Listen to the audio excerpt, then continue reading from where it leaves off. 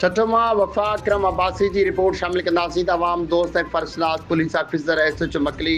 मोहम्मद जुम्मन खोसू साहब जी team के interview ॾींदे चयो आहे त मकली असल में पुरअमन मुहबती माण्हुनि जो पुरसुकून माग आहे। उन करे असीं पिण एसएसपी ठट्टो जनाब साजिद अमीर संदूज़ोई जे ख़ासि निगरानी हेठि पंहिंजी टीम ठाही, जंहिंमें sub inspector Zafar Ahmed Rajput, ASI Ghulam Mustafa चाकरो